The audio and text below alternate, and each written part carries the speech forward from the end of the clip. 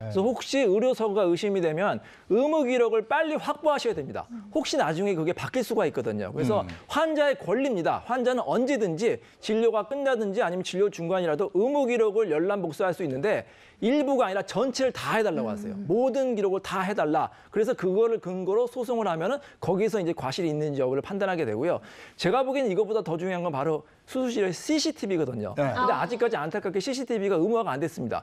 CCTV만 확보되면 정말로 의사가 수술을 잘했는지 안 했는지 금방 알 수가 있거든요. 예. 그래서 CCTV 설치하는 것도 한번 생각을 해봐야 될 것으로 생각이 됩니다. 전에 그 저 드라마 하얀 거탑인가 보니까 네. 그거 다 찍고 있던데? 그렇죠. 예. 네. 네. 아, 그 의료진들은 보는데 그걸 공개하는 거는 아직 법 제정이 안 됐다. 네. 아직 안 이런 됐습니다. 말씀이십니다. 그럼에도 불구하고 자료는 많이 모아둬라라는 걸로 들리고요. 이런 자료들을 토대로 병원하고 합의를 좀 시도해 볼 수 있는 거예요? 일단은 뭐 바로 소송으로 가기보다는 합의를 하는 게 가장 원만하겠죠. 그래서 정말로 의사가 얼마 전에 그 의사가 뭐 연예인 이렇게 수술하다가 크게 이제 흉터가 났는데 바로 사과를 했거든요. 그래서 맞아요. 원만하게 합의한 그런 사건 기억나시죠? 네네. 합의로 끝날 수가 있고요. 만약에 합의가 되지 않으면 한국 의료분쟁조정중재원에 가서 비교적 저렴한 가격으로 이제 분쟁 조정할 수가 있고 만약에 이것도 안 되면 부득이 이제 재판을 해서 이제 피해 배상을 받을 수밖에 없습니다. 방금 말씀해 주셨던 의료분쟁조정중재원. 네. 이곳은 어떤 일을 하는 곳이죠? 예, 2012년 4월 8일 이후부터 발생한 의료사고에 대해서 적용이 되는데요.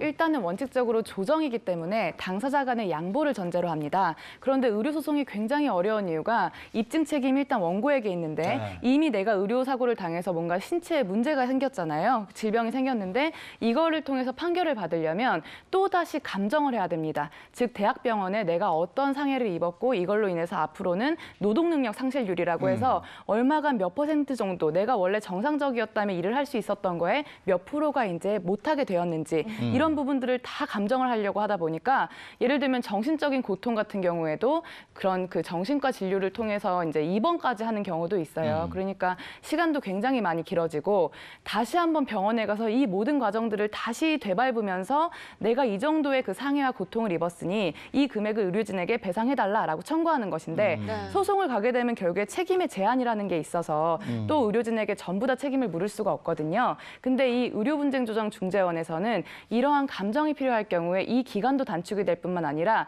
비용도 굉장히 많이 절감이 됩니다. 예. 그리고 결과가 90일에서 122일 정도 이내에 일단 나오도록 하고 있거든요. 예.